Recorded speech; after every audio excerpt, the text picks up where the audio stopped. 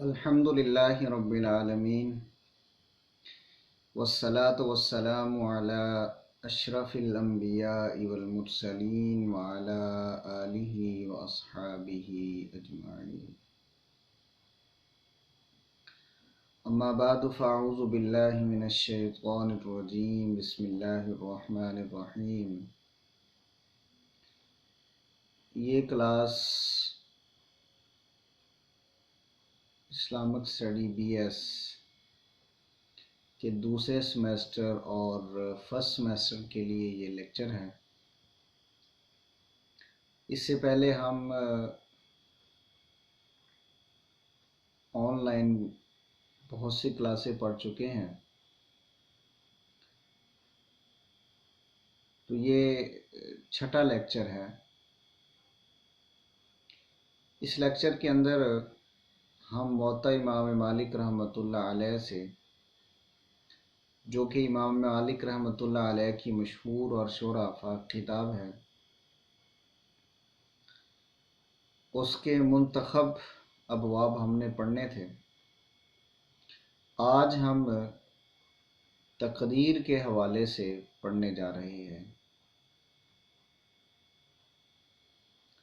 تقدیر کے بارے میں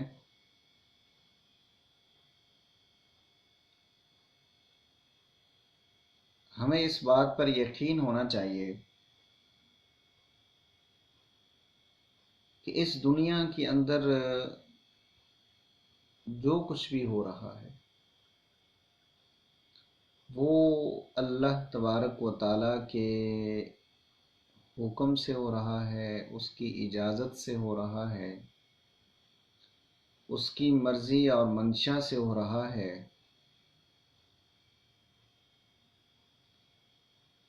اس دنیا کے اندر ایک منٹ کے اندر ارب ہا پتے گرتے ہیں، اس میں سے ایک ایک پتے کے بارے میں بھی اللہ کے علم میں ہوتا ہے۔ خود قرآن حکیم نے اس کی گواہی دی ہے کہ وَمَا تَسْقُطُ مِن وَرَقَةٍ إِلَّا يَعْلَمُهَا، کہ روئے زمین پر کوئی پتا بھی ایسا نہیں ہے کہ وہ جب زمین پر گر رہا ہو اور اس کا علم اللہ کو نہ ہو، اس لیے کہ وہ بابرکت ذات لا تأخذہ سنۃ ولا نوم، اسے نیند تو کیا اونگ تک بھی نہیں آتی۔ اور بنیادی ایمان کے بارے میں جب ہم اپنی زبان سے الفاظ ادا کرتے ہیں، اس میں ہم کہتے ہیں کہ آمنت باللہ وملائکتہ وکتبہ ورسلہ والیوم الآخر والقدر خیرہ وشرہ من اللہ تعالی والبعث بعد الموت۔ انسان جو کچھ بھی کر رہا ہے، اچھا کر رہا ہے یا برا کر رہا ہے،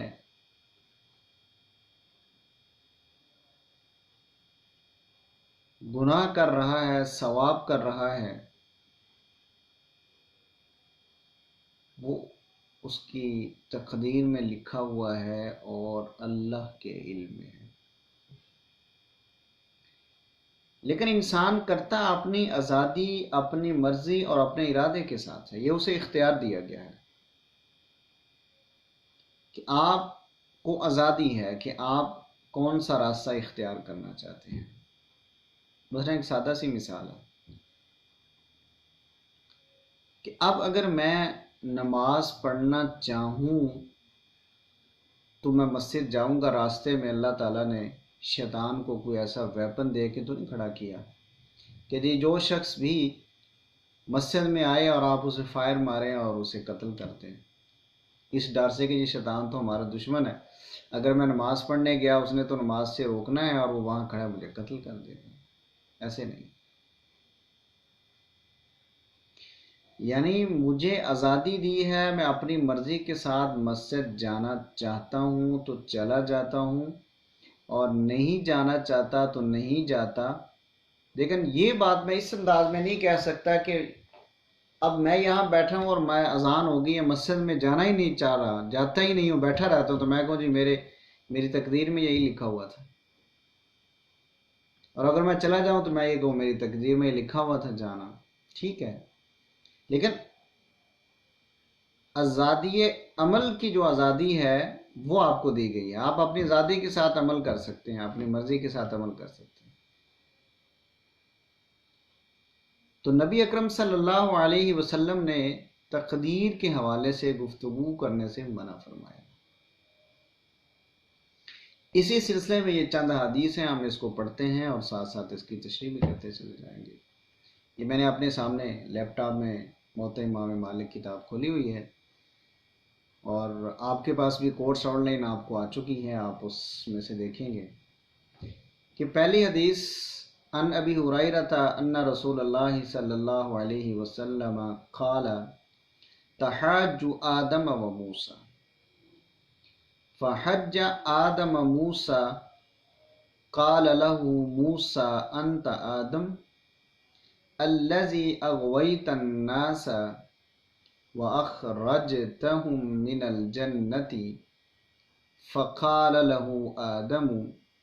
انت موسیٰ الذي اعطاه الله العلم كل شيء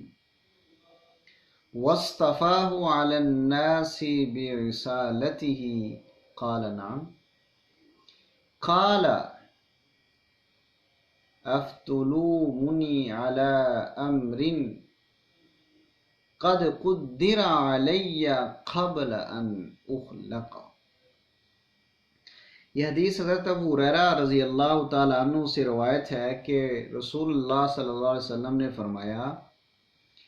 کہ آدم علیہ السلام اور موسیٰ علیہ السلام نے آپس میں بحث کی، تکرار کی۔ بحث کیا تھی؟ موسیٰ علیہ السلام نے کہا کہ تو وہی آدم ہے کہ تو نے لوگوں کو گمراہ کیا اور انہیں جنت سے نکال دیا۔ آدم علیہ السلام نے کہا کہ ہاں ٹھیک ہے، لیکن تو بھی وہی موسیٰ ہے کہ تجھے اللہ نے ہر چیز کا علم دیا اور اپنا برگزیدہ پیغمبر بنایا، اس لیے کہ موسیٰ علیہ السلام کلیم اللہ تھے، اللہ سے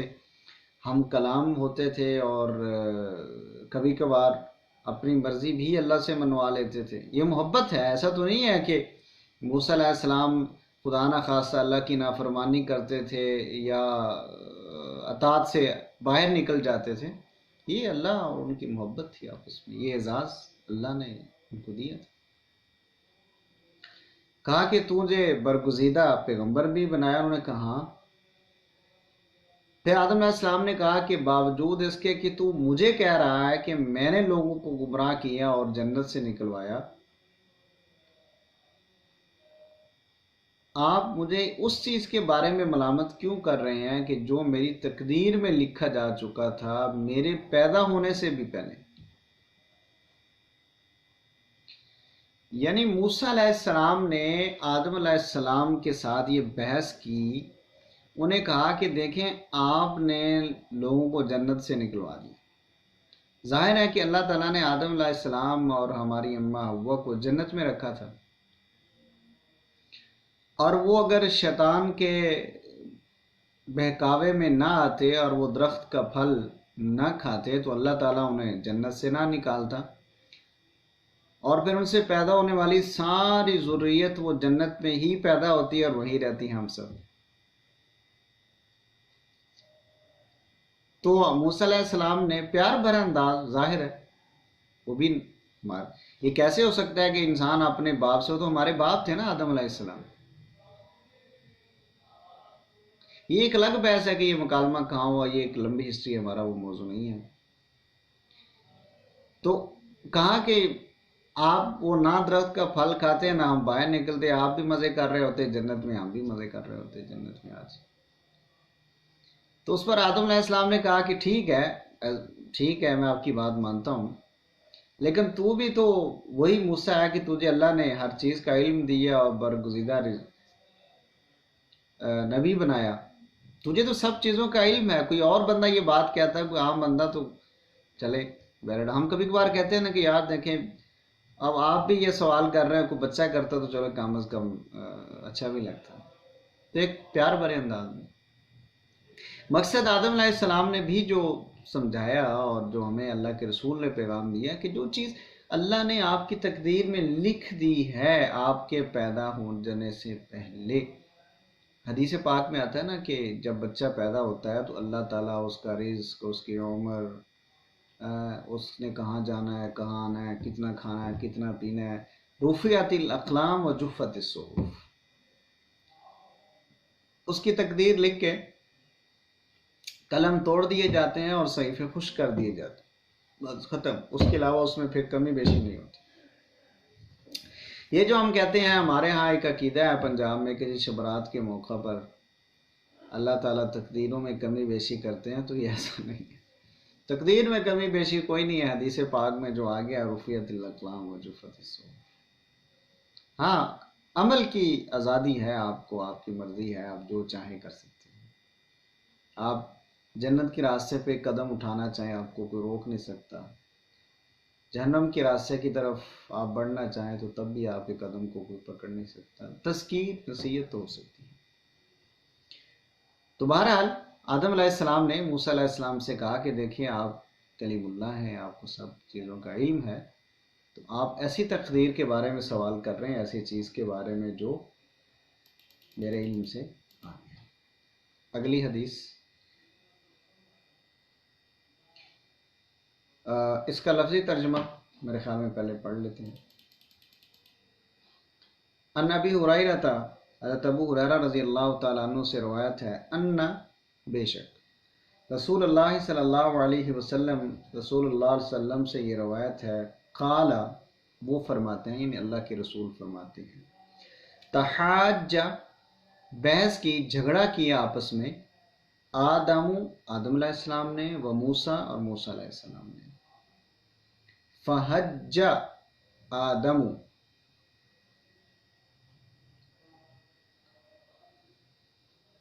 تو فحج غالب آ گئے، آدم اس میں فاعل ہے نا، یہ حجہ فعل ہے اور آدم فاعل ہے، موسیٰ مفعول ہے، کہ موسیٰ علیہ السلام کے اوپر آدم علیہ السلام غالب آ گئے۔ قال لہو ان سے کہا، موسیٰ علیہ السلام نے کن سے کہا؟ آدم علیہ السلام سے، یعنی لہو کی ضمیر آدم علیہ السلام کی طرف ہے۔ اللہ جی کہ تو وہی آدم ہے نا، اغویتا کہ تو نے اغوا کیا، الناسا لوگوں کو، وَأَخْرَجْتَهُمْ اور تو نے ان کو نکالا، یعنی ان لوگوں کو، من الجنتی جنت سے، یعنی تو وہی آدم ہے نا کہ جس نے لوگوں کو گمراہ کیا اور جنت سے نکلوایا۔ فقال پس کہا، لہو ان سے، یعنی آدم علیہ السلام نے کن سے کہا؟ پہلے موسیٰ علیہ السلام نے آدم سے کہا، تو اب کالا کس کے لیے ہے؟ آدم علیہ السلام کے لیے۔ اب آدم علیہ السلام نے موسیٰ علیہ السلام سے کہا کہ انت موسیٰ، تو وہی موسیٰ ہے نا، آتاہو کہ جس کو دیا اللہ نے، علم کل شیء ہر چیز کا، واصطفاہ اور اسے چن لیا، پسند کر لیا، چوز کر لیا، علی الناس لوگوں پر، یعنی لوگوں کے لیے، برسالتہ رسالت کے لیے، یعنی موسیٰ علیہ السلام کو ان لوگوں کے درمیان بطور نبی، بطور رسول منتخب کیا اور پسند کیا۔ قال تو موسیٰ علیہ السلام نے کہا، نعم ہاں بالکل۔ قال اب آدم علیہ السلام نے کہا، افتلومنی کہ تم مجھ سے جھگڑا کرتے ہو، علی امرن اس کام پر، اس اللہ کے حکم پر، اس چیز پر، قد قدرا جو کہ لکھ دی گئی ہے تقدیر، علیہ مجھ پر، یہ میری تقدیر، قبل اس سے پہلے، ان اخلقا کہ مجھے پیدا کیا جاتا، یعنی وہ چیز جو آپ میرے بارے میں کہہ رہے ہیں وہ تو میرے پیدا کیے جانے سے بھی پہلے میری تقدیر میں لکھ دی گئی تھی۔ دوسری حدیث عن مسلم بن يسار الجهني أن عمر بن الخطاب سئل عن هذه الآية وإذ أخذ ربك من بني آدم من ظهورهم وذريتهم وأشهدهم على أنفسهم ألست بربكم قالوا بلى شهدنا أن تقولوا يوم القيامة إنا كنا عن هذا غافلين فقال عمر بن الخطاب سمعت رسول الله صلى الله عليه وسلم يسأل عنها فقال رسول الله صلى الله عليه وسلم إن الله تبارك وتعالى خلق آدم ثم مسح ظهر بيمينه فاستخرج منه ذرية فقال خلقت هؤلاء للجنة وبعمل أهل الجنة يعملون ثم مسح ظهره فاستخرج منه ذرية فقال خلقت هؤلاء للنار وبعمل أهل النار يعملون فقال رجل يا رسول الله صلى الله عليه وسلم ففيما العمل قال فقال رسول الله صلى الله عليه وسلم إن الله إذا خلق العبد للجنة استعمله بعمل أهل الجنة حتى يموت على أمل من أعمال أهل الجنة فيدخله ربه الجنة وإذا خلق العبد للنار استعمله بعمل أهل النار حتى يموت على عمل من أعمال أهل النار فيدخله ربه النار۔ یہ حدیث حضرت مسلم بن یسار الجہنی سے روایت ہے کہ عن عمر بن الخطاب کہ جب حضرت عمر بن خطاب رضی اللہ تعالی عنہ سے سئل سوال کیا گیا من هذه الآیت اس آیت کے بارے میں، کون سی؟ وَإِذْ أَخَذَ رَبُّكَ اور جب یاد کرو اس وقت کو کہ جب تیرے رب نے من بنی آدم علیہ السلام کی پیٹھ سے من ظہورہم تمام اولاد کو نکالا، وذریتہم واشہدہم علی انفسہم اور ان کو گواہ کیا اس بات پر کہ الست بربکم، یعنی ساری آدم کو، جتنے بھی انسان ہیں قیامت تک آنے والے تمام انسانوں کی روحوں کو اللہ تعالیٰ نے آدم علیہ السلام کی پیٹھ سے نکالا اور انہیں جمع کیا اور ان سب سے کہا الست بربکم، کیا میں تمہارا رب نہیں ہوں؟ قالوا سب نے کہا بلا شہیدنا، کیوں نہیں، تو ہم اس بات پر گواہ ہیں، تو ہی ہمارا رب ہے۔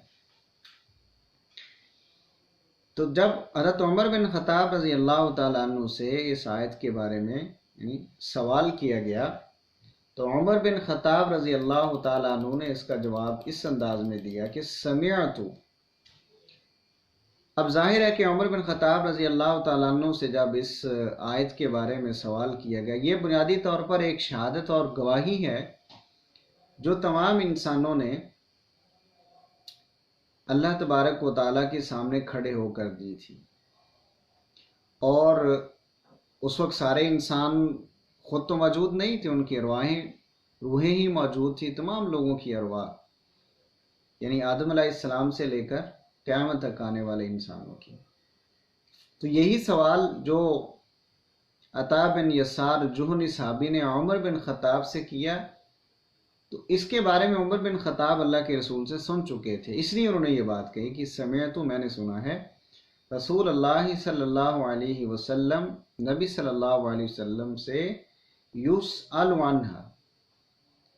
کہ جب ان سے بھی یہی سوال کیا گیا جو آپ مجھ سے اس آیت کے بارے میں یہ آیت پڑھ کے سوال کر رہے ہیں کہ اس سے کیا مراد ہے، اور یہی سوال اللہ کے رسول سے کیا گیا، تو انہوں نے کیا فرمایا؟ فقال رسول اللہ صلی اللہ علیہ وسلم، اللہ کے رسول صلی اللہ علیہ وسلم نے فرمایا، ان اللہ تبارک و تعالی، بے شک اللہ تبارک و تعالی نے خلق آدم، آدم علیہ السلام کو پیدا کیا، ثم مسح ظہرہ بیمینہ، پھر اپنے دائیں ہاتھ کو آدم علیہ السلام کی پیٹھ پر پھیرا۔ یہاں یہ سوال قابل ذکر ہے کہ اللہ تبارک و تعالی کی ذات بابرکت نے اپنا دایاں ہاتھ آدم علیہ السلام کی پیٹھ پر پھیرا۔ اب یہاں بہت سے لوگ سوال بھی کرتے ہیں، اور اسپیشلی جو اورینٹیلسٹ ہیں، حدیث کے حوالے سے ان کا اور قرآن کے حوالے سے جو اعتراضات ہیں، اس میں سے یہ بھی اعتراض ہے کہ ایک طرف آپ یہ بات کہتے ہیں کہ اللہ تبارک و تعالیٰ کی ذات بابرکت وہ انسانی تخلیق کے مشابہ بھی نہیں ہے اور اس کی محتاج بھی نہیں ہے۔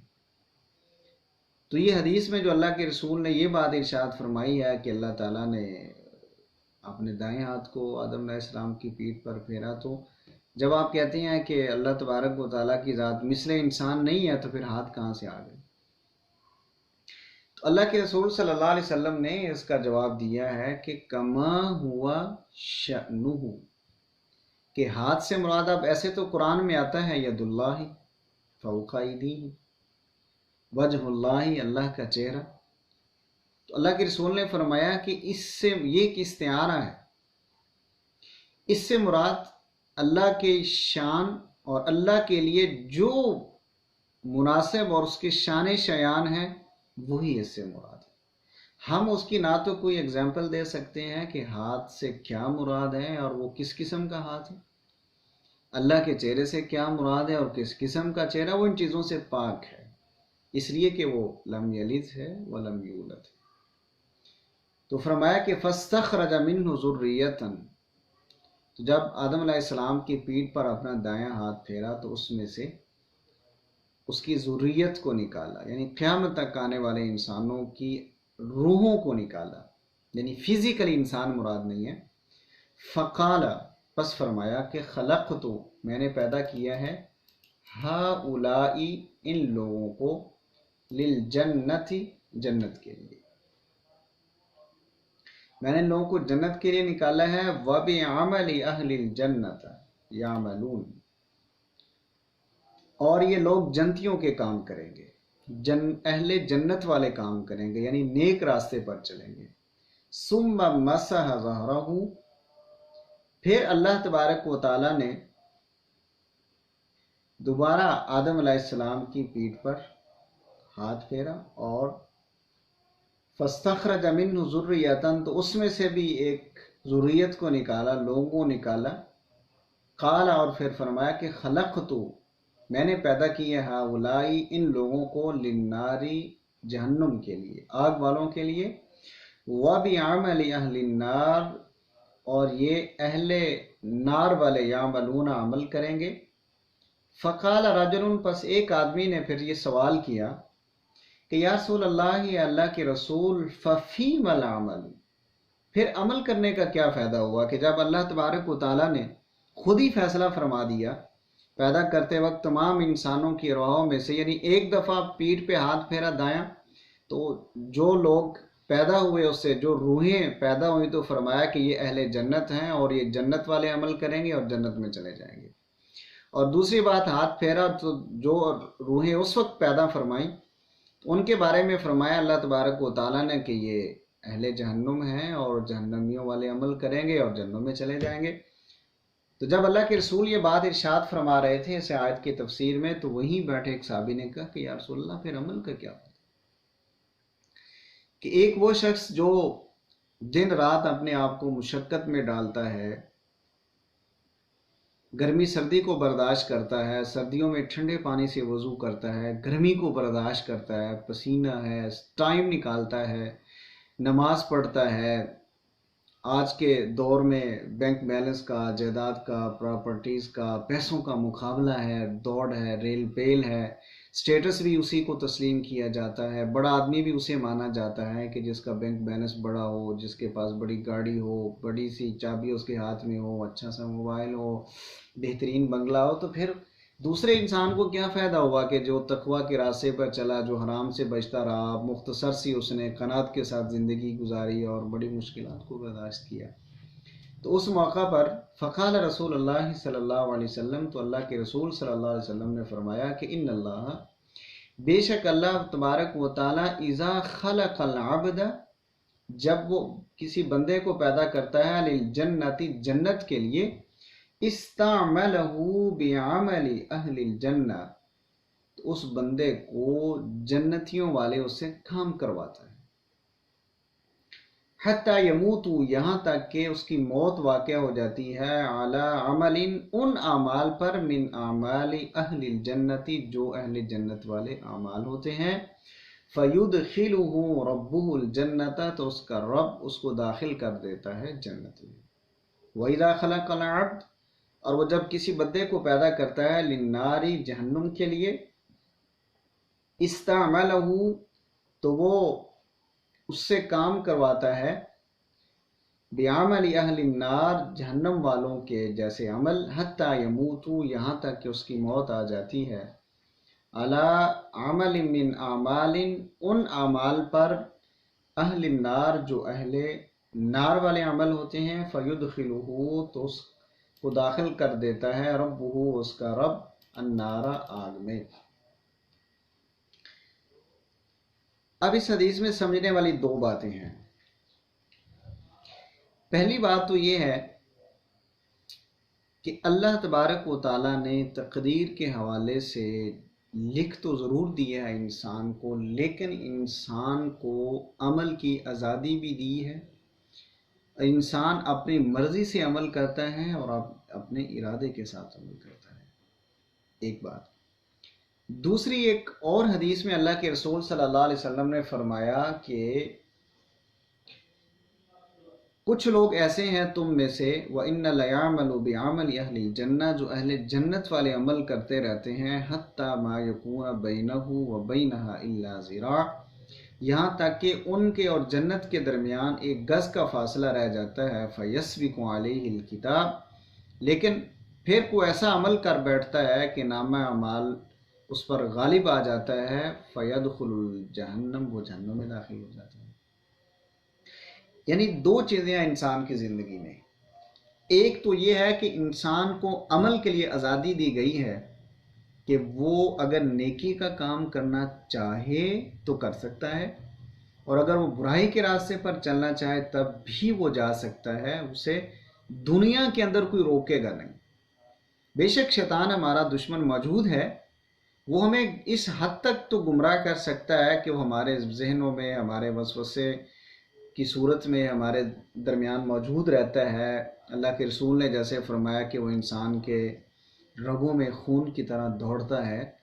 تو دنیا کی رنگینیاں بھی دکھاتا ہے، دنیا کا لالچ بھی دیتا ہے، اور جب انسان کے سامنے کوئی ایسا موقع آ رہا ہو کہ جہاں پہ دھوکہ ہے، فراڈ ہے، سود ہے، رشوت ہے، اس ذریعے سے وہ بہت مال بنا سکتا ہے، تو وہ اسے کہتے ہیں کہ آپ کر لیں، کوئی بات نہیں، توبہ کر لیں گے۔ بہت ساری چیزیں ہم سب جانتے ہیں، پڑھے لکھے لوگ ہیں، تو یہ بات تو ہے۔ لیکن یہ نہیں ہے کہ کوئی بندہ نیکی کے راستے پہ چلنا چاہے اور وہ دشمن موجود ہے شیطان، اور وہ ویپن اٹھائے اور انسان کو قتل کر دے، ایسا تو نہیں ہے، ایک بات۔ دوسری بات یہ ہے کہ انسان کو جب آزادی دے دی گئی ہے عمل کی اور اختیار دے دیا گیا ہے،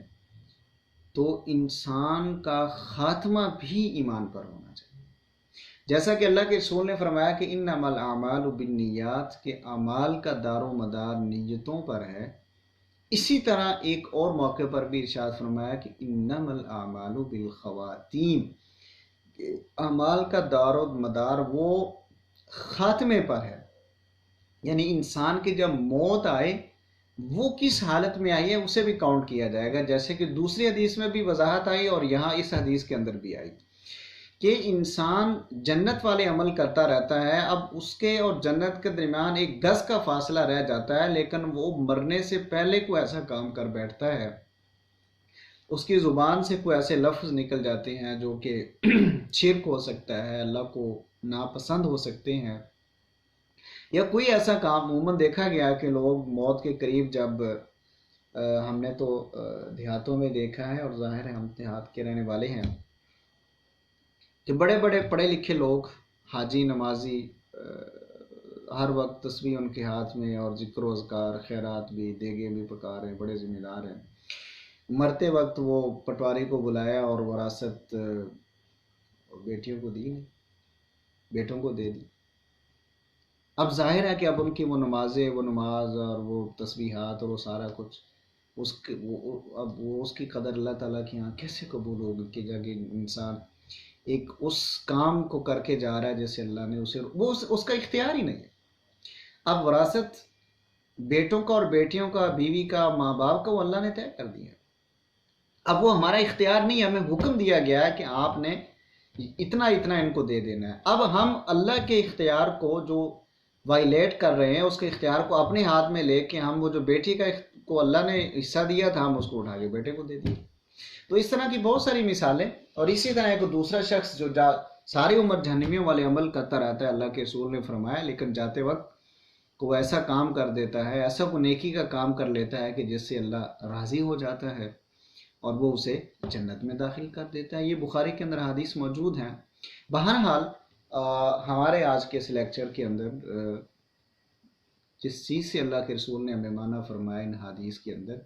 وہ یہ ہے کہ تقدیر کے حوالے سے بہت زیادہ گفتگو اور بحث مباحثے کرنے سے پرہیز کیا جائے۔ جیسے کہ پہلے حدیث میں ہم نے پڑھا کہ آدم علیہ السلام اور موسیٰ علیہ السلام نے بھی اس حوالے سے گفتگو کی، تو آدم علیہ السلام نے موسیٰ علیہ السلام سے کہا کہ آپ ایسی چیز کے بارے میں مجھ سے سوال کر رہے ہیں کہ جو میرے پیدا ہونے سے بھی پہلے لکھی گئی تھی اور وہ میرے اختیار میں بھی نہیں تھی۔ یہ دراصل دنیا انسان کے لیے امتحان گاہ ہے۔ الذی خلق الموت والحیات لیبلوکم ایکم احسن عملا، کہ اللہ تعالیٰ نے زندگی اور موت اس لیے بنائی ہے تاکہ وہ دیکھ سکے، آزما سکے کہ کون اچھا عمل کر کے آتا ہے۔ تو دنیا کی زندگی یہ جیسے بھی گزر جائے، اچھی گزرے، بری گزرے، خوشحالی میں گزرے، تنگ دستی میں گزرے، اصل بات یہ ہے کہ فمن زحزح عن النار وادخل الجنۃ فقد فاز، کہ قیامت والے دن کامیاب وہ شخص ہوگا جو آتش دوزخ سے بچا کر جنت میں داخل کر دیا گیا۔ بہت شکریہ۔